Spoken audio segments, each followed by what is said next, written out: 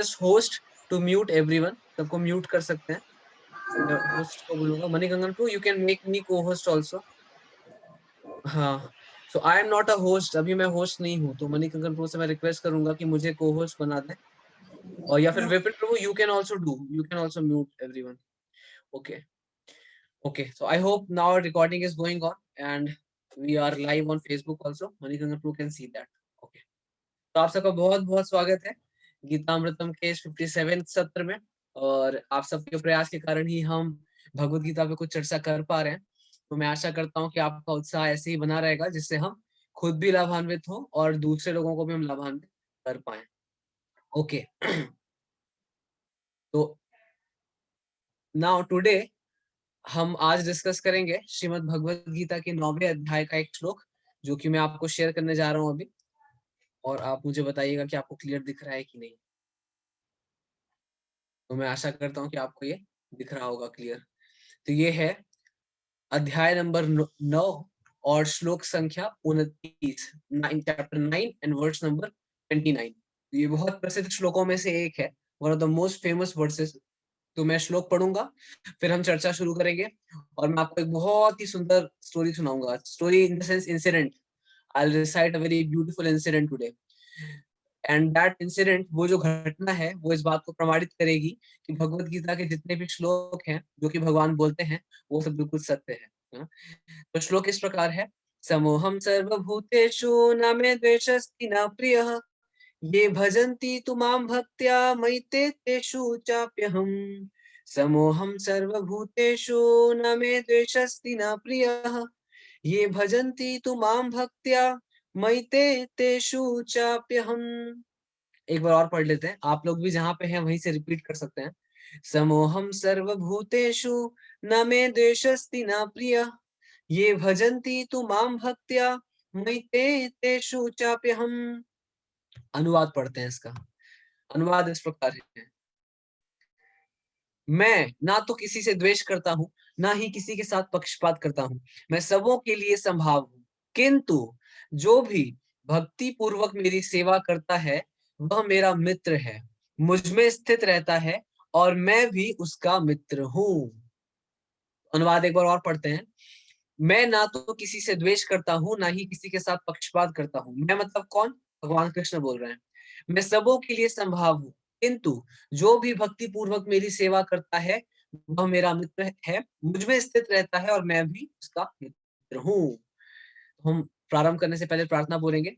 ओम अज्ञानतिमिरान्धस्य ज्ञानाञ्जनशलाकया चक्षुरुन्मिलितं येन तस्मै श्रीगुरवे नमः। नमः ओम विष्णुपादाय कृष्णपृष्ठाय भूतले श्रीमते भक्तिवेदांत स्वामिन् इति नामिने। नमस्ते सरस्वती देवे गौरवाणी प्रचारिणी निर्विशेष शून्यवादी पाश्चात्य देश तारिणी।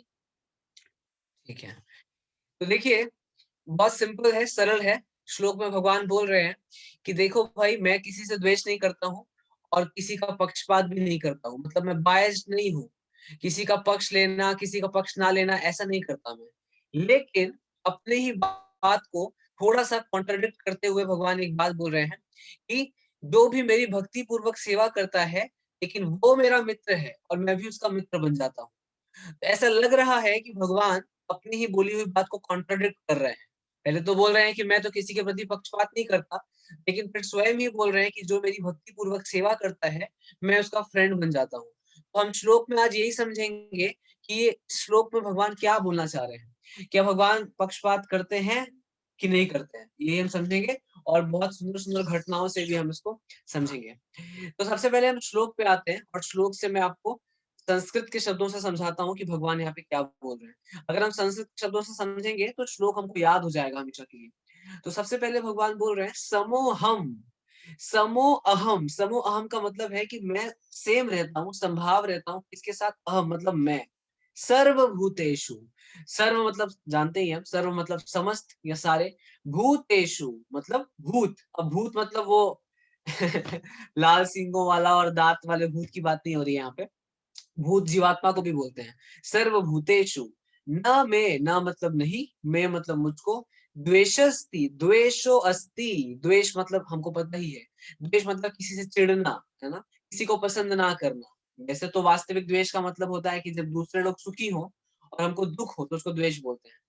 ना मैं द्वेषोस्ति न प्रियः, मतलब किसी से द्वेष भी नहीं करता हूं मैं, और ना तो मुझे कोई ऐसे स्पेशल है, मुझे कोई प्रिय है। पहली लाइन में ये बोले। पर अब सेकंड लाइन जो सबसे इंपॉर्टेंट है, वो भगवान बोल रहे हैं, ये भजंती। तो भगवत गीता में कई बार ये शब्द आता है भज, भजन, भज, भजंती। कई बार, अनेक बार ये शब्द दोहराते हैं भगवान Krishna. Many a times we find this word called bhajanti in the entire Bhagavad Gita, and many times people don't understand the correct meaning of this word bhajan. कई बार हम देखते हैं कि लोग भजन शब्द का सही मतलब नहीं समझ पाते, और भजन शब्द जैसे ही वो सुनते हैं तो उनको लगता है कि भजन मतलब थोड़ा गा लो, थोड़ा बजा लो, यही भजन है ना, ऐसा लोगों को लगता है। लेकिन एक्चुअली मैंने पहले भी बताया आप लोगों को कि जो भजन शब्द है वो भज धातु से आता है। धातु, धातु मतलब क्या होता है? धातु मतलब होता है कि अगर आप एक सेकेंड होल्ड कर पाए, I just need to chat. Okay, will do it later. तो धातु मतलब होता है कि हर एक शब्द का रूट वर्ड होता है। जैसे इंग्लिश में भी हमने देखा है एडुकेशन, तो एडुकेशन का एक रूट वर्ड होता है जहां से ये एडुकेशन वर्ड बना है। ठीक इसी प्रकार संस्कृत भाषा में भी सारे ही शब्दों का एक जड़ शब्द होता है, इसको धातु बोलते हैं। तो भजंती या भजन शब्द आता है भज से, और भज का मतलब होता है सेवा। तो भजंती या भजन का क्या मतलब हो गया? सेवा करना। सेवा कैसे करना? जबरदस्ती सेवा करना जैसे कंपनी में करवाई जाती है एम्प्लॉय से? नहीं नहीं नहीं, प्रेम पूर्वक सेवा करना, इसको बोलते हैं भजंती। तो यहाँ पे भगवान ने बोला सेकंड लाइन में, ये भजंती तुमाम भक्त्या। तो ये भजंती तुमाम भक्त्या का मतलब क्या हुआ कि जो भक्ति पूर्वक, भक्त्या का आप अर्थ देखेंगे यहाँ पे तो भक्ति से, भक्त्या मतलब भक्ति से, और भक्ति का मतलब प्रेम के साथ, निस्वार्थ भाव से जो मेरी सेवा करता है। मई ते तेषु, अब मई मतलब होता है, मई ते मतलब वो व्यक्ति जिसके बारे में बात किया जा रहा है, और मई मतलब मुझ में। तो मई ते मतलब हो गया कि वो मुझ में ही रहता है, और तेषु चापी अहम मतलब मैं उसमें रहता हूँ या वो मेरा फ्रेंड है। तो ये एक शाब्दिक हमने समझ लिया कि श्लोक का क्या मतलब है। तो देखिए, अगर हम थोड़ा भी संस्कृत समझेंगे तो श्लोक समझ में आ जाएगा। लेकिन कई बार क्या होता है कि श्लोकों का इतनी गलत गलत मतलब निकाले जाते हैं बाहर के समाज में कि पूरे श्लोक का जो मर्म है वही चला जाता है ना। तो अब हम यहाँ पे समझेंगे, कुछ शब्दों को हम ध्यान पूर्वक समझेंगे। जैसे हमको ये तो समझ में आ गया कि भगवान इस श्लोक में कितनी बड़ी आशा हमें दे रहे हैं। तो भगवान पहले बोल रहे हैं, भगवान कृष्ण बोल रहे हैं कि देखिए, मैं ना किसी से द्वेष करता हूँ, ना किसी से पक्षपात करता हूँ। मतलब एक चीज तो क्लियर है कि भगवान फेवरेटिज्म नहीं करते। फेवरेटिज्म मतलब ये नहीं है कि भगवान कोई कंपनी में काम करने वाले बॉस की तरह है, जिनकी चापलूसी करे कोई तो वो उसको फेवरेट करता है, और कोई मतलब उसको पता भी है कि ये व्यक्ति ठीक नहीं है, लेकिन सिर्फ क्या कर रहा है, ऊपर ऊपर से मेरी चापलूसी कर रहा है, और तो भी वो उसका फेवर है। इस फेवरेटिज्म की बात कर रहे हैं। तो भगवान ऐसे नहीं है, भगवान सबके प्रति संभाव रहते हैं। संभाव रहने का मतलब है कि भगवान उस बारिश की तरह है जो जब पड़ती है जमीन में तो ये नहीं देखती कि कहाँ पे पत्थर है और कहाँ पे पानी है। तो बारिश सोचे कि नहीं नहीं, यहाँ तो पानी है, यहाँ पे मैं नहीं पड़ूंगी, जहाँ पे पत्थर या जहाँ पे सूखा है वहां पड़ूंगी। नहीं नहीं नहीं, ऐसे नहीं होता। बारिश हर जगह ही पड़ेगी, चाहे वहां पे पत्थर हो या पानी हो। ठीक इसी प्रकार सूर्य को देखते हैं, तो सूर्य की किरणें जब इस पृथ्वी पर पड़ती हैं तो सूर्य इस बात का जांच नहीं करता, सूर्यदेव इस बात का चयन नहीं करते कि इस स्थान पे मैं अपनी रोशनी दूंगा और इस स्थान पे मैं अपनी रोशनी नहीं दूंगा। कैसे करते हैं सूर्यदेव? ऐसे नहीं करते। प्रत्येक स्थान पे सूर्य का प्रकाश पड़ता है। ठीक ही इसी प्रकार भगवान कृष्ण भी भेदभाव नहीं करते। इसका प्रमाण क्या है? इसका प्रमाण ये है कि जो व्यक्ति भगवान को गालियां भी देते हैं, जो नास्तिकवाद का प्रचार करते हैं या खुद भी नास्तिक होते हैं, भगवान उनके ऊपर भी अपनी कृपा बरसाते हैं। किस रूप में? उनको भी अन्न मिलता है। अन्न कहाँ से आता है? अन्न मिट्टी से आता है। मिट्टी कहाँ से आती है? मिट्टी प्रकृति से आती है। प्रकृति किसके निरीक्षण में काम करती है? भगवान कृष्ण के निरीक्षण में। भगवान बोलते हैं भगवत गीता में, मयि अध्यक्षेण प्रकृति सूयते सचराचरम, कि अर्जुन ये जो प्रकृति है ये मेरे निरीक्षण से काम कर रही है। तो प्रकृति के द्वारा मिट्टी से जब अनाज उगता है तो अनाज ऐसे तो नहीं बोलता कि जो नास्तिक लोग हैं मैं उनको नहीं दूंगा या उनका पेट नहीं भरूंगा। नहीं नहीं, हम और आप बैठ करके भी हवा ले रहे हैं। एक क्षण भी अगर ऑक्सीजन बंद हो जाए तो हमारी क्या हालत होगी हमको पता है। लेकिन ये ऑक्सीजन के जो स्रोत हैं, ये वायु के जो स्रोत भगवान हैं, क्या वो ऐसे बोलते हैं कि जो मेरी पूजा करेगा, मेरी भक्ति करेगा, उसको ही मैं ऑक्सीजन दूंगा? नहीं नहीं, वो तो सबको देते हैं। जो लोग भगवान की निंदा करते हैं और वैदिक धर्म को, वैदिक शास्त्र को, वैदिक सभ्यता को पूरा मिट्टी में मिलाने के लिए तुले हुए हैं, भगवान उनको भी देते हैं, उनको भी ऑक्सीजन मिलता है। तो ये तो पहले लाइन का मतलब हो गया कि जो पहले लाइन में भगवान क्या बोल रहे हैं कि समो हम सर्वभूतेषु न मे द्वेषोस्ति न प्रिय। कि देखो भाई, कोई फेवरेट या कोई अनफेवरेट नहीं है, सबके लिए मैं संभाव रहता हूँ। और हम बिल्कुल स्पष्ट रूप से समझ पा रहे हैं कि संभाव रहने का अर्थ क्या है। लेकिन अभी जो दूसरी लाइन में भगवान ने बोला, ये भजंती तो माम भक्त्या मय्ये तेषु चाप्यहम्। लेकिन जो लोग मुझ में रहते हैं, तो सबसे पहले हम समझें कि भगवान अभी सेकंड लाइन में किन लोगों की बात कर रहे हैं। पहले लाइन में तो भगवान ने जनरल टॉक किया, Krishna was speaking about general people, that as far as general people are concerned, I am not biased to them, they all are equal to me. But in the second line of this words, who are the class of people about which Krishna is talking here? So let's first understand that who are those classes of people, कौन से वो वर्ग के लोग हैं जिनकी बारे में बात भगवान अब दूसरे लाइन में करते जा रहे हैं या करने जा रहे हैं। और भगवान बोल रहे हैं कि इन लोगों का मैं स्पेशल केयर करता हूं। तो कौन है ये लोग? उन लोगों के लिए भगवान यहाँ पे दो शब्द बोलते हैं। मेनली तो एक मुख्यतः हम समझेंगे, मई ते। अब ध्यान से सुनिए आप लोग, मई ते। मई ते का अगर आप अर्थ देखेंगे यहाँ पे, तो मुझ में वो व्यक्ति, हाँ, दो दो पॉइंट समझेंगे हम। जो जिस क्लास की बात कर रहे हैं भगवान, उन लोगों के दो लक्षण हैं। अब दो लक्षण हम समझते हैं ध्यान से। सबसे पहला लक्षण भगवान बोल रहे हैं मई ते। मई ते मतलब वो लोग मुझ में स्थित रहते हैं। अब इसका मतलब क्या है? बड़ा कंफ्यूजिंग लग रहा है तो सुन के। मुझ में स्थित रहते हैं मतलब क्या? कृष्णा और जो लोग हैं वो एक हैं? बाहर संसार में जितने लोग थोड़ा बहुत अध्यात्म में रुचि रखते हैं, उसमें से मैक्सिमम लोग ये सोचते हैं या ये कहते हैं, हम भी भगवान हैं। जीव और भगवान एक है। अरे तुम भी भगवान हो, मैं भी भगवान हूँ, ये सब मंदिर मंदिर जाने की क्या जरूरत है? खुद को पहचानो, तुम ही हो वो। कितने लोगों ने सुना है ऐसा? कुछ लोग तो इतने पागल हो जाते हैं कि शीशे के सामने खड़े होकर अपनी पूजा करते हैं। इतना पागलपन, इतना मद, इतना अंधापन संसार में आ गया, इतनी अज्ञानता है। तो अधिकांश लोग, जो लोग अध्यात्म में रुचि रखते हैं, वो लोग सोचते हैं कि हम ही भगवान हैं। लेकिन भगवत गीता के किसी भी श्लोक का ये तात्पर्य नहीं है। भगवान तो स्पष्ट बोलते हैं अलग अलग अध्यायों में कि ममे वांछे जीव लोके जीव भूत सनातन मनष्ठानि इंद्रियाणि प्रकृति स्थानी कर्षति। तो भगवान तो स्पष्ट रूप में बताते हैं कि सारे जीव मेरे ही अंश हैं। ये तो कहीं भगवान बोल ही नहीं रहे हैं कि मैं और जीव एक हूँ। तो अगर ऐसी धारणा समाज में हम देखते हैं कहीं फैली हुई है, तो ये सिर्फ अवधारणा है, ये कुधारणा है। ऐसा कोई भगवत गीता का सिद्धांत नहीं है। तो पहली चीज तो ये। तो यहाँ पे फिर कोई बोलेगा कि मई ते का क्या मतलब है? कि वो मुझ में है।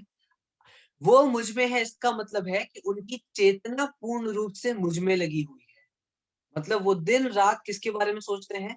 भगवान के बारे में सोचते हैं, भगवान की सेवा के बारे में सोचते हैं, भगवान की शिक्षाओं के बारे में सोचते हैं, भगवान के गुणों के बारे में सोचते हैं। तो ये मतलब होता है मई ते का, कि वो मुझ में स्थित है। जैसे आपको श्लोक के मतलब में भी दिख रहा है, मुझ में स्थित रहता है। ये तो पहला लक्षण हो गया। जिन लोगों के बारे में भगवान बोल रहे हैं कि जिनको मैं स्पेशल केयर देता हूँ, जिनका मैं फ्रेंड बन जाता हूँ, हम उन लोगों का चर्चा कर रहे हैं। ये पहला क्वालिटी था। दूसरा क्वालिटी भगवान बोलते हैं कि वो भक्ति पूर्वक मेरी सेवा करता है। ये तो बहुत ही महत्वपूर्ण है कि वो व्यक्ति क्या करेगा? भगवान कृष्ण की सेवा करेगा। तो देखिए, गीतामृतम के लगभग हर सत्र में ही सेवा शब्द के बारे में तो हम चर्चा करते ही हैं। और जैसे आखिरी लेक्चर में भी हम देख रहे थे कि हम बचपन से लेकर किसी ना किसी की सेवा करते हैं, पर एक ही व्यक्ति की सेवा हम कभी करना नहीं चाहते, वो है भगवान कृष्ण। लेकिन अगर हम भी चाहते हैं कि भगवान हमारा स्पेशल केयर करे, जो कि भगवान यहाँ पे बोल रहे हैं, तो हमें क्या करना पड़ेगा? भगवान की सेवा करनी पड़ेगी। और भगवान की सेवा कैसे करते हैं? ऋषिकेन ऋषिकेश सेवनम भक्ति उच्यते। जब अपनी सारी इंद्रियों को हम भगवान की सेवा में लगा देते हैं, तो उसको भक्ति बोलते हैं और उसी को सेवा बोलते हैं। वही वास्तविक सेवा है। सारी इंद्रियों को सेवा में लगाना मतलब क्या? जैसे अभी आप लोग अपने कान से भगवान की सेवा कर रहे हैं, अपने कान से भगवान के बारे में सुन रहे हैं। मान लीजिए कि कल आप सुबह उठे और मंदिर जाएं भगवान कृष्ण के, तो अपने पैरों से भगवान की सेवा कर रहे हैं। इसी प्रकार मान लीजिए आपने आज सुना कुछ भगवत गीता का कोई संदेश, और अपने किसी फ्रेंड को इस बारे में बताएं, या अपने किसी सगे संबंधी को इस बारे में बताएं, तो आप जीवा के माध्यम से उसकी सेवा कर रहे हैं, भगवान कृष्ण की सेवा कर रहे हैं। ये है दूसरा लक्षण, कि वो लोग भक्ति पूर्वक मेरी सेवा करते हैं। और ये नहीं कि किसी ने आपको बोल दिया जबरदस्ती करने के लिए इसलिए, आपकी खुद की भी इच्छा है और इच्छा नहीं है तो उसको विकसित करना चाहिए। कुछ लोग बोलते हैं कि जब हमारी इच्छा होगी तो हम करेंगे, तो जी हमको आप जिद मत करिए, फोर्स मत करिए। हाँ, ठीक है, जिद करने वाला कार्य तो नहीं है ये, लेकिन आपकी इच्छा तो कभी नहीं होगी, है ना? तो कभी ना कभी तो आपके अंदर आपको इच्छा विकसित करनी पड़ेगी।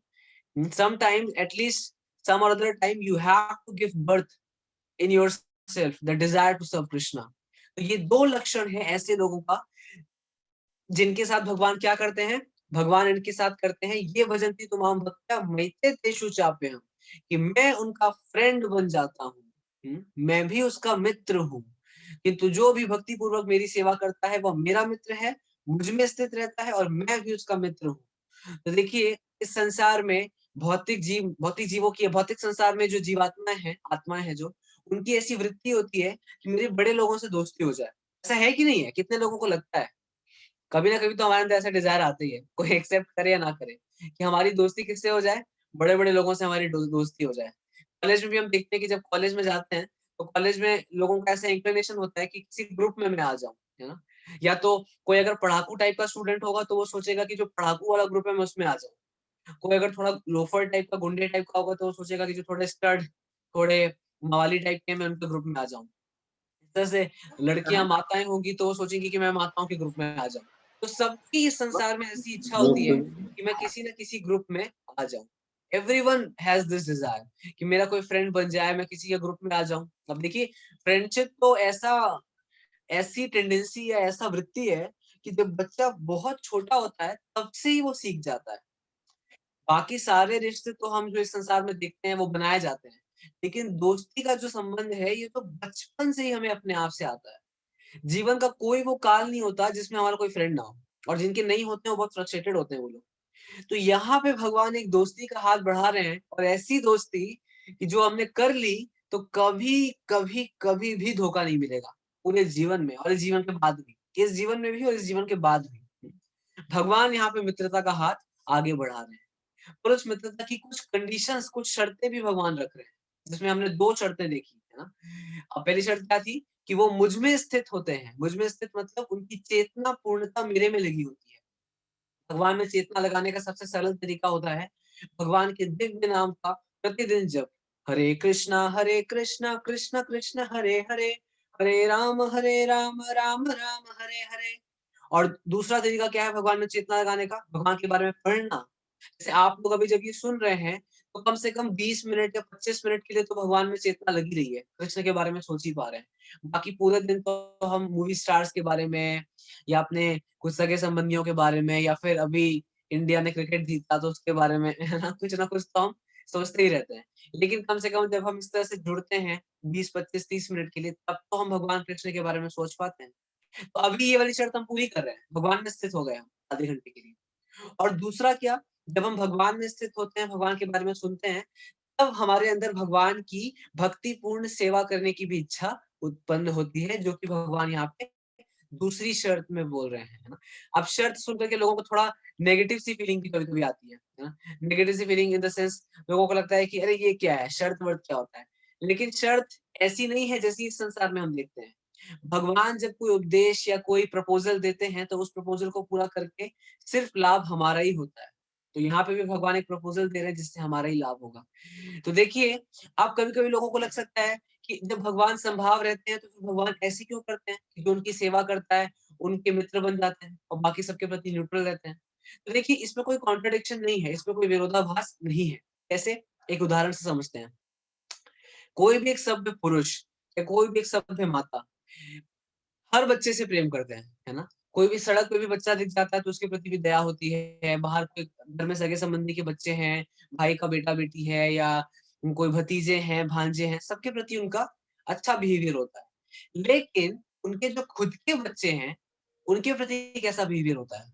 उनके प्रति तो बिल्कुल स्पेशल बिहेवियर होता है ना। तो इसका मतलब ये तो नहीं कि वो जो बाकी सारे बच्चे हैं उनके प्रति भी ऐसे ही होना चाहिए। नहीं नहीं, खुद का बच्चा तो खुद का ही बच्चा है ना। हाँ, ये बात ज़रूर है कि जो बाकी बच्चे हैं उनके प्रति वो कुछ बुरा व्यवहार नहीं करेंगे। हुँ, उनको खाना चाहिए तो उनको भी दे देंगे। लेकिन जो खुद का बच्चा है, उसके प्रति तो एक विशेष प्रेम होगा ना। क्यों? क्योंकि खुद का बच्चा माता-पिता की सेवा कर रहा है, उनकी बात मान रहा है। ठीक इसी प्रकार भगवान कृष्ण के सभी हैं बच्चे, लेकिन खुद के बच्चे उनके वो हैं जो कि भगवान की सेवा कर रहे हैं, भगवान की शिक्षाओं पे चल रहे हैं, भगवान से प्रेम करते हैं। तो अगर उन भक्तों की, उन बच्चों की भगवान स्पेशल केयर करें, उनको संरक्षण प्रदान करें, तो क्या इसमें कोई आश्चर्य की बात है? या कोई इसमें पक्षपात हो गया? नहीं, इसमें तो कोई भी पक्षपात नहीं है। जिस प्रकार हम इस संसार में भी देखते हैं कि अपने बच्चे का कोई केयर कर रहा है, तो कोई उसको ये थोड़ी बोलता है जाके कि आप पक्षपाती हैं। कोई बोलता है क्या? मान लीजिए आप में से कुछ ऐसे लोग होंगे जिनके बच्चे होंगे, तो कोई आप रिश्तेदार कोई आके बोलता है क्या आपको? नहीं, नहीं आप जी तो आप तो पक्षपाती हैं। अरे! पक्षपाती की यहाँ पे क्या बात है? खुद के बच्चों का तो ध्यान रखेंगे ही ना। खुद के बच्चों का ध्यान माता-पिता नहीं रखेंगे तो कौन रखेगा? तो ठीक इसी प्रकार अपने भक्तों का ध्यान भगवान कृष्ण नहीं रखेंगे तो कौन रखेगा? इस संसार में तो वैसे भी किसी से कोई आशा नहीं है हमें, है ना? इस संसार के लोग में से अधिकांश लोग तो पूर्णतः स्वार्थी ही हैं। तो भगवान कृष्ण अगर अपने संतान, अपने भक्तों की रक्षा नहीं करेंगे, then who else is there to take care in this world? Reality of this world is better known by all of us. तो इसलिए इस श्लोक में कोई विरोधाभास नहीं है। There is no contradiction in this verse, जो कि कभी-कभी लोगों को लगता है ना? तो अब देखिए मैं आपको एक घटना बताता हूँ। ऐसे तो अनंत घटनाएँ हैं, जहाँ पे भगवान इस बात का प्रमाण देते हैं कि वो अपने भक्तों की रक्षा करते हैं, अपने भक्तों के मित्र बन जाते हैं और अपने भक्तों से कितना प्रेम करते हैं। पर समय की सीमा है, तो सारी घटनाओं पे तो हम चर्चा नहीं कर सकते।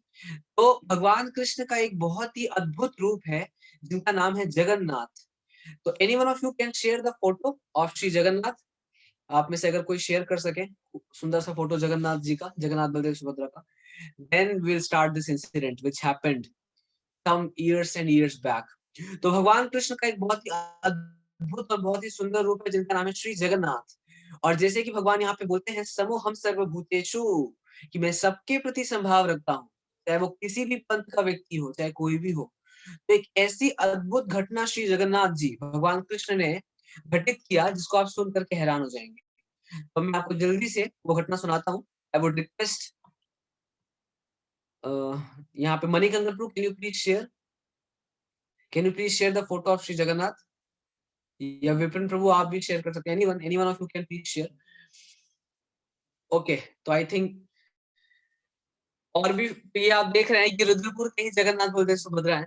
तो रुद्रपुर टेम्पल में यही है श्री श्री जगन्नाथ बलदेव सुभद्रा।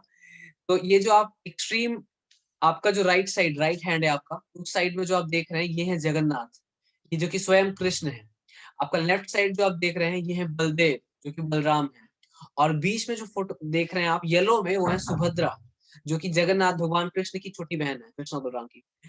तो पुरी की भी फोटो शेयर कर सकते हैं और इंटरनेट से भी डायरेक्ट शेयर कर सकते हैं। कई सारी फोटोज हैं बहुत सुंदर सुंदर, पुरी के जो जगन्नाथ जी हैं या रथ यात्रा की फोटो शेयर कर सकते हैं।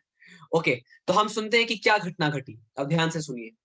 तो हुआ ऐसा कि जो भगवान कृष्ण हैं, जो जगन्नाथ के रूप में रहते हैं, इनका मुख्य मंदिर है पुरी में, उड़ीसा में। आप में से बहुत सारे लोग गए भी होंगे उड़ीसा में, पुरी बहुत विशाल मंदिर है। और हमने सुना है जगन्नाथ रथ यात्रा भी वहां पे बड़ी प्रसिद्ध है। अब घटना तो बहुत लंबी है, मैं आपको संक्षिप्त में बताऊंगा और मैं आशा करूंगा कि आप लोग ध्यान से सुने। तो देखिए, कुछ समय पहले भारत में हम जानते हैं मुगल शासन था। तो भारत के कई कई जगह पे, कई कई स्थानों में मुगल शासन होता था। मुगल शासन मतलब कि वहां पे मुस्लिम राजा महाराजा जो होते थे वो लोग राज करते थे। ये मुगल शासन भारत में था।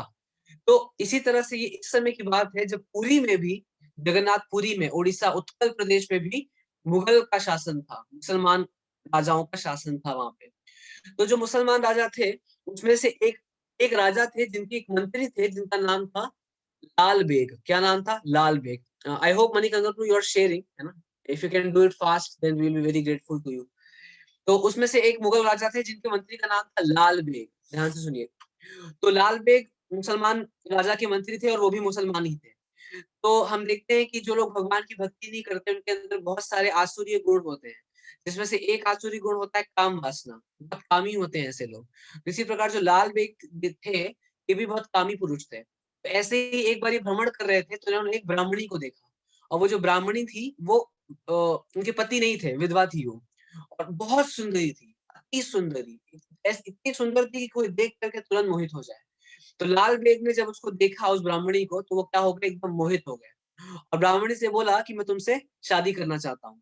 तो ब्राह्मणी ने बोला कि ये बहुत समय पहले की बात है, वैदिक सभ्यता की बात है। तो ब्राह्मणी ने बोला कि मैं तो आपसे शादी नहीं कर सकती, क्योंकि मैं ऐसे मैंने प्रण लिया था कि मैं एक ही शादी करूँगी और अभी मेरे पतिदेव का स्वर्गवास हो गया है, तो मैं अभी शादी नहीं कर सकती आपसे और मेरी इच्छा नहीं है आपसे शादी करने की। तो ये देखिए श्री श्री जगन्नाथ बलदेव सुभद्रा महारानी की जय। बहुत सुंदर दिख रहे हैं जगन्नाथ जी। तो लाल बे जो ये ब्राह्मणी थी, इसका नाम इसका नाम तो मुझे अभी क्लिक नहीं कर रहा है। तो एनीवेज़ जो भी नाम था।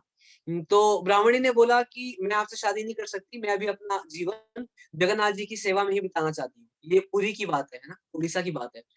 तो लाल बेग ने बोला कि तुम्हें शादी करनी पड़ेगी। अगर शादी नहीं करोगी, तो ये जो जगन्नाथ का मंदिर है इसको तोड़ दिया जाएगा। तो क्योंकि मुगल शासन जो थे, जो मुगल राजा थे, ये लोग फेमस थे ये काम करने में। आप वृंदावन भी जाएँगे तो वृंदावन में बहुत सारे मंदिर हैं जो मुगल राजाओं ने तोड़ दिए थे। और वहाँ पे जगन्नाथपुरी में भी कई बार ऐसा करने का प्रयास किया गया था और कई बार जगन्नाथ मंदिर पे हमला किया गया था। तो ये ब्राह्मणी ने सोचा कि ये तो बड़ी खतरे की बात है। ऐसे ही कई बार इन लोगों ने प्रयास किया है और कहीं इस बार सच में अगर प्रयास किया तो सच में ही कहीं मंदिर को ध्वस्त ना कर दें। तो मंदिर की रक्षा के लिए और भगवान की सेवा के लिए वो सोची कि इससे अच्छा है कि मैं ही अपना बलिदान दे दूं और मैं शादी कर लूं। तो ये ब्राह्मणी तैयार हो गई शादी करने के लिए। और ब्राह्मणी की शादी किससे हो गई? लाल बेग से हो गई। लाल बेग जो कि मुस्लिम थे, मुस्लिम मंत्री थे। और लाल बेग ब्राह्मणी को घर लेके आए और जैसा कि अभी भी प्रचलित है, ब्राह्मणी का धर्म परिवर्तन कर दिया गया। और जब धर्म परिवर्तन हुआ तो ब्राह्मणी को नाम क्या दिया गया? फातिमा बेगम। फातिमा बेगम उसका नाम हो गया। तो ब्राह्मणी भगवान जगन्नाथ की बहुत महान भक्त थी और दिन रात जैसे हम इस श्लोक में देखे कि भगवान बोल रहे हैं मईते, मईते मतलब वो मेरे में रहते हैं, उनकी चेतना मेरे में रहती है। तो ये जो फातिमा बेगम अब हो गई थी, लेकिन इनकी चेतना अंदर से किस में रहती थी? जगन्नाथ में। हर क्षण ये जगन्नाथ के बारे में सोचती थी, लेकिन बाहरी रूप से दिखाती थी कि मैं एक मुस्लिम बन गई हूँ अभी, ऐसा दिखाती थी। तो अभी लालबेग और फातिमा के द्वारा एक पुत्र की उत्पत्ति हुई और उस बेटे का नाम रखा गया सालबेग। क्या नाम रखा गया? सालबेग। तो सालबेग को बचपन से ही ट्रेनिंग मिला घुड़सवारी का, तलवारबाजी का। इस तरह से ट्रेनिंग सालबेग को बचपन से ही मिला और सालबेग तो मुस्लिम घर में जन्म लिए, तो जो भी मुस्लिम रीति रिवाज होते हैं, जो उनके नियम कानून है, सब सालबेग सीखते रहे। ऐसे करते करते समय बीता। एक बारी क्या हुआ, युद्ध छिड़ गया और युद्ध में लालबेग जो कि पिताजी हैं, मंत्री हैं, मुस्लिम मंत्री, और सालबेग, सालबेग अब बड़े हो चुके थे, ये दोनों लोग युद्ध लड़ने के लिए गए। युद्ध में क्या हुआ कि लालबेग बुरी तरह से मारे गए और सालबेग जो बेटा था ये घायल हो गया, बहुत ज्यादा घायल हो गया। तो युद्ध के मैदान से सारे लोग और बाकी जो सिपाही थे वो भागते भागते सालबेग को लेके आए और सालबेग को लेके आए महल में। तो महल में फातिमा बेगम को पता लगा कि मेरे बेटे को इतनी बुरी तरह से परास्त कर दिया गया है और उसको बहुत ज्यादा चोटें आई हैं। तो भागते भागते फातिमा बेगम आई, सालबेग को देखा तो वाह, बाप रे, वो तो लहूलुहान, he was completely wounded and he was just he was going to die, इतनी बुरी कंडीशन थी। साल तो फातिमा बेगम को बहुत चिंता हुई, इतनी चिंता हुई और सालबेग असहनीय पीड़ा में थे। बहुत उनको पीड़ा हो रही थी सालबेग को, बेटे को। तो क्या करें, सालबेग को समझ नहीं आ रहा था, इतना रो रहे थे वो, इतनी पीड़ा हो रही थी। तो फातिमा बेगम ने बोला, आप देखिए, हमारे अंदर जो होता है संकट की घड़ी में बाहर आ ही जाता है। तो क्योंकि फातिमा बेगम बाहर से तो मुसलमान बनने का नाटक कर रही थी, पर अंदर से वो जगन्नाथ की भक्त थी, भगवान कृष्ण की भक्त थी। तो अब इस विषम परिस्थिति में उनके मुंह से अकस्मात ही निकल पाया कि बेटा, तुम भगवान कृष्ण के नाम का जप करो और वही तुम्हारी सारी समस्या को दूर करेंगे। और एकदम रोने लगी फातिमा बेगम। तो सालबेग ने जब ये सुना तो वो तो एकदम हैरान हो गया। अरे अम्मी जान, ये कृष्णा, कृष्ण का नाम कैसे ले रही हो? हम लोग तो मोहम्मडन हैं, इस्लाम के रीति रिवाजों का पालन करते हैं और तुम्हारे मुंह पे कृष्ण का नाम तो हराम है। एकदम हैरानी हो गई सालबेग को। तो जब सालबेग ने ऐसे बोला तो फातिमा बेगम ने रोते रोते सारी घटना दोबारा से सुनाई कि मैं तो वास्तविकता में सनातन धर्म की पालन करने वाली एक ब्राह्मणी थी, लेकिन तुम्हारे पिताजी ने जबरन मेरे से शादी करी और मेरा धर्म परिवर्तन कर दिया। लेकिन इतने वर्षों में भी मैं जगन्नाथ, जो कि जगतेर नाथ इति जगन्नाथ, जो संपूर्ण जगत के नाथ हैं, उनकी सेवा में मानसिक रूप से कर रही थी। और अब मैं तुमसे प्रार्थना कर रही हूँ बेटे कि तुम भगवान कृष्ण का नाम लो और जगन्नाथ का नाम लो और वही तुम्हारी सारी समस्याओं को दूर करेंगे। तो क्योंकि सालबेग भी बहुत कष्ट में था उस समय, तो हमने भी देखा है इस संसार में कि जब हम बहुत दुखी होते हैं ना, तो कोई कुछ भी हमको बोलता है, हम करने को तैयार हो जाते हैं। हम सोचते हैं कि कुछ तो बताओ, इतना दुख है, कुछ भी बोलो, सब कर लूंगा मैं।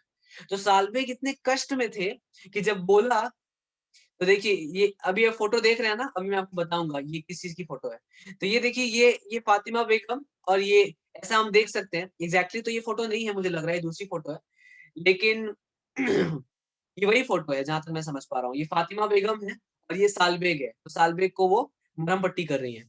तो फातिमा बेगम ने सालबेग को बोला कि तुम बस भगवान का नाम लो, और सालबेग अपनी अम्मी जान की बात मान करके भगवान कृष्ण का नाम लेना शुरू कर दिए। और नाम लेते लेते उनको नींद आ गई।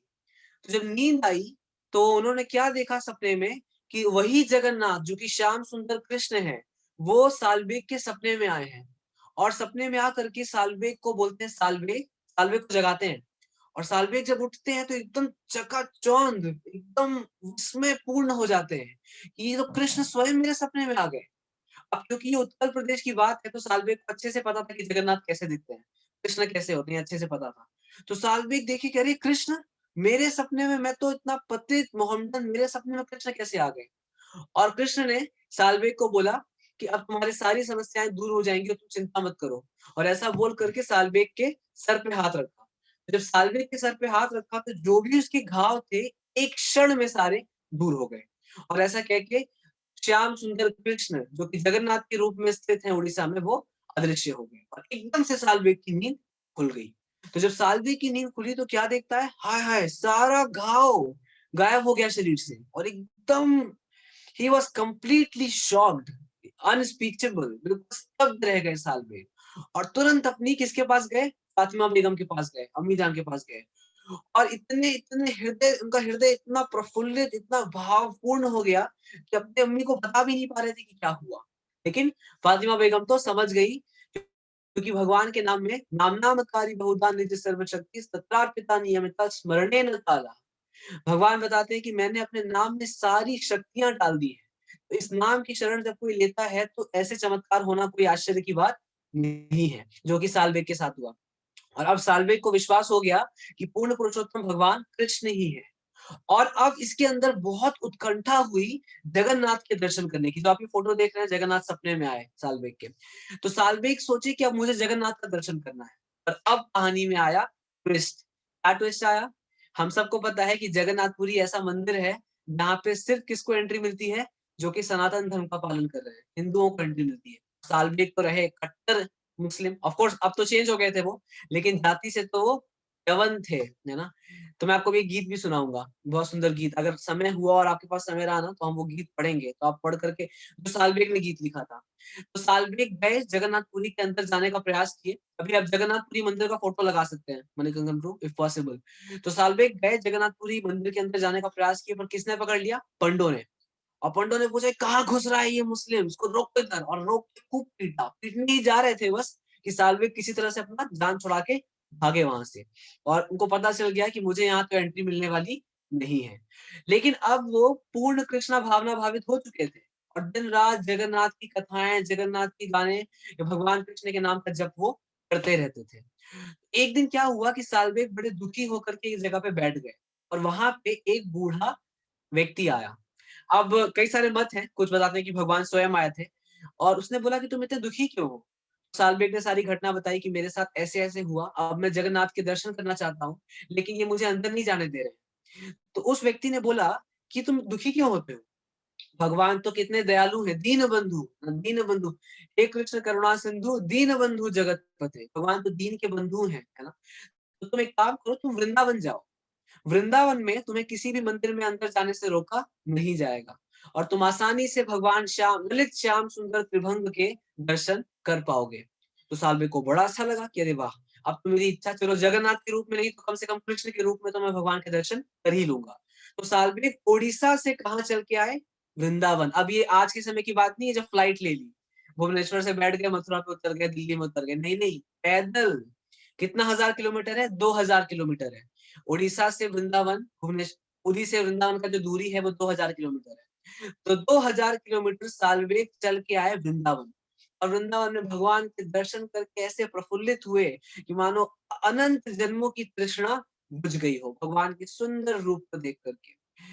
उसी समय क्या हुआ, उनको पता लगा कि ओडिशा में रथ यात्रा होने वाली है। अब मुझे विश्वास है कि आप सब ने रथ यात्रा के बारे में तो सुना ही होगा, सब जानते हैं भारत में रथ यात्रा। रथ यात्रा वो महामहोत्सव है जब भगवान अपनी रत्न वेदी को छोड़ करके मंदिर से बाहर निकल जाते हैं। उन जीवों का भी उद्धार करने के लिए जो जीव द्वेष के कारण मंदिर नहीं आते, उनका उद्धार करने के लिए भगवान बाहर निकल जाते हैं। तो मणिकंदन प्रो, अगर आप शेयर कर पाएँ थोड़ा फास्ट, है ना? रथ यात्रा का फोटो या मंदिर का फोटो। हाँ, ठीक है। तो अब देखिए ये रथ यात्रा की पेंटिंग है। रथ यात्रा ऐसे ही होती है। तो अब साल्वेग को पता लगा कि ओडिशा में पुरी में भगवान जगन्नाथ अपने रत्न वेदी को छोड़ करके बाहर आएँगे और अनंत जीवों का उद्धार करेंगे दृष्टिपात करके। भगवान की दृष्टि जब हम पे पड़ती है, तो सबका उद्धार हो जाता है। कई बार हम लोग मंदिर जाते हैं, हम सोचते हैं कि हम भगवान को देखने जा रहे हैं। हम भगवान को देखेंगे, ठीक है, लेकिन जब हम मंदिर जाते हैं तो हमें सोचना चाहिए कि भगवान अपनी दृष्टिपात हमारे ऊपर करें, ताकि भगवान की कृपा कटाक्ष से हमारा उद्धार हो जाए। तो यही उद्धार करने के लिए भगवान जगन्नाथ, जो कि स्वयं कृष्ण हैं, वो बाहर निकलते हैं, अपने विशाल मंदिर को छोड़ करके। तो सालबेग को लगा कि ऐसे तो मुझे साल भर अंदर घुसने मिलेगा नहीं। कम से कम अब तो मैं जगन्नाथ के दर्शन कर लूँ, वही श्याम सुंदर जगन्नाथ जो मेरे सपने में आकर के मेरा उद्धार करके गए। तो साल्वेग चले वृंदावन से कहाँ आने के लिए? उड़ीसा उड़ीसा आने के लिए, पुरी। और फिर याद दिला दूँ, ये उस समय की बात नहीं है जब फ्लाइट चलती थी। तो साल्वेग को कैसे आना था? पैदल। तो अब साल्वेग चलना शुरू किए और वहां से वृंदावन से पुरी आने में लगभग 1 महीने का समय लगता था पैदल। और इधर 1 महीना बस बीतने ही वाला था और साल्वेग पहुंचने वाले थे, लेकिन रथ यात्रा का समय बीच में ही आ गया। अब साल्वेग को बहुत दुःख होने लगा, बहुत दुखी हो गए साल्वेग और सोचने लगे कि हाय हाय, मुझे इस बार भी जगन्नाथ के दर्शन नहीं हो पाएँगे। मेरे जैसा अभागा कौन है? इतना नीच, इतना पतित हूँ कि भगवान मुझे दर्शन देना भी नहीं चाहते। एक भक्त का भाव होता है कि भक्त अपने आप को सबसे पतित समझता है। बाहर के लोग अपने आप को सबसे ऊँचा समझते हैं। तो साल्वेग इधर चलना शुरू किया, भागने लगी, लेकिन कितना भी भागते, के तो नहीं आ जाएँगे, चल के ही आएँगे। और अब एक विचित्र घटना घटी पुरी में। अब थोड़ा-सा और बचा है बस। अब सुनिए ध्यान से क्या हुआ।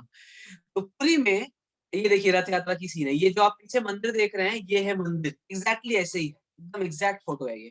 तो ये है पीछे का मंदिर है और ये 3 जो आप रथ देख रहे हैं, ये रथ है। ये दीवारें हैं मंदिर की। 4 द्वार हैं मंदिर में। तो इधर क्या हुआ कि रथ यात्रा का डेट शुरू हो गया, पास आ गया और रथ यात्रा का दिन भी आ गया। तो रथ यात्रा का जब दिन आया और इधर सालबेग यहाँ पहुंच नहीं पाए, पुरी में पहुंच नहीं पाए। तो अब ऐसा लग रहा था कि अब रथ यात्रा पूर्ण हो जाएगी। 7 दिन भगवान गुंडीचा मंदिर में जाते हैं, वहां जाके रहते हैं और 7 दिन के अंदर वापस आकर के श्री मंदिर के अंदर चले जाते हैं और फिर से साल भर के लिए बाहर नहीं आएंगे। तो अब सालबेग भाग रहा है, जल्दी जल्दी मुझे पहुंचना है, लेकिन अब कितनी जल्दी पहुंचेंगे। अब इधर एक भगवान की अद्भुत लीला हुई कि भगवान का रथ अपने स्थान पे रुक गया। अब जब भगवान का रथ रुक गया, तो सबने सोचा कि भगवान का रथ आगे क्यों नहीं बढ़ रहा है? अब देखिए कितनी भीड़ है, ये सब लोग मिलकर के भगवान के रथ को खींचते हैं। हज़ारों हजार लोग वहाँ पे इकट्ठा होते हैं, इवन आज भी भगवान के रथ को खींचने के लिए। पर भगवान की अद्भुत लीला कौन समझ सकता है? रथ तो टस से मस भी नहीं हो रहा था। दूर ले जाने की तो बात छोड़िए, 1 इंच भी। The chariot of the supreme Lord was not moving even अ बज, व्हाट टू से of moving it for 4-5 kilometres. तो सब परेशान हो गए। हाथियों को लगाया गया। खूब सारे 100-200 हाथियों को लगा करके भगवान के रथ को खींचने का प्रयास किया गया। पर अनंत कोटि ब्रह्मांड को धारण करने वाले भगवान का बल हाथी क्या खींच पाएगा? ये तो हास्यपूर्ण बात है। तो जब सारे प्रयास के बाद भी रथ नहीं खींच रहा था, तो पंडों ने भगवान से पूछा कि हे पूर्ण पुरुषोत्तम भगवान, ये आपकी क्या लीला है? आपका रथ क्यों नहीं चल रहा है? अगर आप कोई संदेश देना चाहते हो तो आप हमें बताइए। तब अनंत कृपालु और जगत के नाथ जगन्नाथ ने बोला कि मेरा एक शुद्ध भक्त सालमेघ वृंदावन से मेरे दर्शन करने के लिए यहाँ पे आ रहा है और जब तक कि वो यहाँ पे नहीं पहुंच जाता, मैं यहाँ से कहीं नहीं जाऊंगा। और ये सुन करके सारे पंडे और सारे लोगों को एक बात फिर इस बात का प्रमाण मिल गया कि भगवान कृपा के सागर हैं, कृपा सिंधु दीन बंधु। दीन, जो अपने आप को सबसे दीन समझते हैं, भगवान उनके बंधु हैं। तो साल में कितने दीन थे कि उनको मंदिर के अंदर प्रवेश भी नहीं मिल रहा था और ऐसे दीन बंधु भगवान जगन्नाथ उस स्थान पे रुक गए और फिर वहां पे कौन आए? सालमेघ आए। तो जब सालमेघ आए तो पंडों ने देखा कि वही है जिसके साथ हमने इतना बुरा व्यवहार किया और सारे पंडित नतमस्तक हो गए सालमेघ के चरणों में। और इस बात का प्रमाण, इस बात का परचम फिर से भगवान ने लहरा दिया, समोहम सर्वभूतेषु नामे द्वेषस्ति न प्रिया। मैं सबके प्रति संभाव रखता हूँ, ना किसी से द्वेष करता हूँ, ना किसी से ज्यादा प्रेम करता हूँ। पर जो मेरी भक्ति भाव से सेवा करते हैं, जैसे कि किसने की? साल्वेग ने की। 1 महीने पैदल चल के आया भगवान कृष्ण के दर्शन करने। तो मैं क्या करता हूँ? मैते तेषु चाप्यहम्, वो मेरा मित्र है और मैं भी उसका मित्र बन जाता हूँ। तो ऐसे ही जगत के नाथ दीन बंधु हो जाते हैं साल्वेग के, और साल्वेग भगवान जगन्नाथ के दर्शन करके अपने जीवन को सफल बना लेते हैं। तो उन्हीं साल्वेग मुसलमान थे। आज भी आप जगन्नाथपुरी जाएँगे तो साल्वेग की समाधि वहाँ पे है। तो मैं आपको अब 2 मिनट में साल्वेग ने जो गीत लिखा जगन्नाथ के लिए, वो पढ़ के सुनाता हूँ। मैं देखता हूँ कि अगर शेयर हो पाता है मेरे से। तो इस तरह से हम देख पा रहे हैं कि भगवान की महिमा कितनी अनंत है, और अगर हम भगवान की सेवा निरंतर करें तो भगवान हमारे मित्र बन जाएंगे। लेकिन अब दिक्कत ये है कि हम ये सब सुनते तो है कई बार, लेकिन जब प्रैक्टिकल इम्प्लीकेशन की बात आती है तो हम इसको नहीं करते हैं। अब प्रैक्टिकल इम्प्लीकेशन में जो व्यवहारिक रूप से हमें करना है वो बहुत सरल है। सबसे पहले हमें क्या करना है? भगवान के दिव्य नाम का प्रतिदिन जप करना है। हर दिन we have to do the chanting of the holy names of Krishna। तो देखिए, मैं 2-3 लाइन ही गाऊंगा और उसका मतलब आपको समझाऊंगा। तो जैसे साल्वेग ने एक गीत लिखा, ये ओडिया में है। अहे नीला शैला प्रबल मत्ता बरना, मुआराता नलिनी बनकु काला दलाना, गजराज चिंता काला थाई घोरा झलेना, चक्रा पेशी नकरा नाशी उधारीला अपना। वैसे तो गीत बहुत लंबा है, लेकिन मैं ये 2 स्टैन्ज़ा का मतलब आपको बताता हूँ। पहले वाले में बोल रहे हैं साल्वे, ओ अहे नीला सैला, भगवान को वो कंपेयर कर रहे हैं नीले माउंटेन से, नीले पर्वत से। भगवान नीले है ना, तो नीले पर्वत। अहे नीला सैला प्रमत्था, आगे बोल रहे हैं प्रबला मत्त बराना, है ना? तो मोह आ रहा था नालीना बनकु कलदरना, कि जो मेरा जीवन है ना, ये बिल्कुल अभी एकदम परेशान हो गया हूँ मैं, और ये जंगल की तरह हो गया है मेरा जीवन, एकदम जंगल है और इसमें बहुत दुख है। तो आप क्या करिए? गला ना, इस जंगल रूपी अग्नि को, ये इतनी समस्याएं मेरे जीवन में है, इसका नाश करिए। ये पहली लाइन का मतलब है। दूसरे लाइन में तो ये बहुत सुंदर बोल रहे हैं, गजेंद्र गजराज चिंता काला थाई घोरा जलेना, कि देखिए भगवान जिस प्रकार गजेंद्र, अभी हमने 2 दिन पहले गजेंद्र के बारे में सुना है। गजेंद्र जब पानी में फंस गए थे और इतनी चिंता में डूबे हुए थे, the king elephant prayed in the troubled water, तो आपसे प्रार्थना कर रहे थे वो कि भगवान आके मुझे इस मगरमच्छ से बताइए। और आपने क्या किया? चक्रापेशी नक्रानाशी, चक्रपेशी मतलब हाथ में सुदर्शन चक्र धारण करके जगन्नाथ स्वयं आ गए और क्या किया? नक्रानाशी, और मार डाले किसको? मगरमच्छ को। उधारी ला अपना, अपना मतलब आपने, उधारी ला मतलब उद्धार किया, और आपने उसका, गजेंद्र का उद्धार कर दिया। तो देखिए कि भगवान की जो भक्ति है वो सारे जाति प्रथाओं से ऊपर है, और इस प्रकार साल्विक की कथा से हम समझे कि भगवान हमारे भी मित्र बन जाएंगे अगर हम भगवान की सेवा करें। तो आप सबका बहुत बहुत धन्यवाद ध्यान पूर्वक श्रवण करने के लिए, और मैं आशा करता हूँ कि आप ये जो साल्विक की सुंदर कथा है, बिल्कुल मगरमच्छ का उद्धार हुआ होगा। भगवान तो जिसको स्पर्श कर देते हैं उसका उद्धार हो जाता है।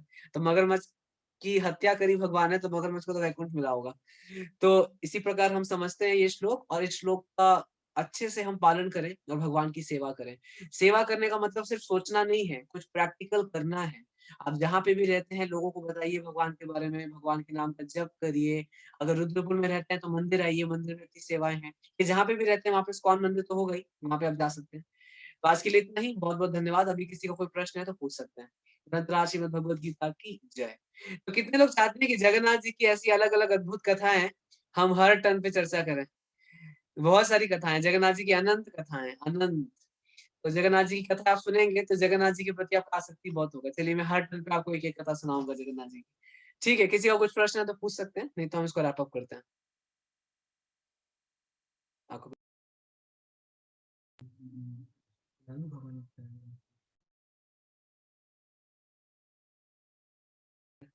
किसी का कुछ प्रश्न है? ठीक है, तो हम इसको यहीं पे विराम देते हैं और हम अब मिलेंगे शनिवार को। हरे कृष्णा कृष्ण कृष्ण हरे हरे, हरे राम हरे राम, ଶୈଳ राम राम। ପ୍ରବଳ ମତ ବାରଣ रामले का गीत है।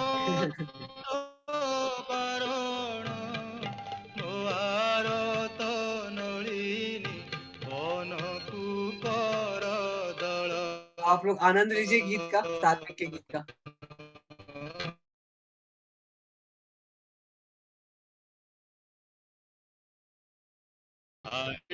प्रवर तो नलिनी बन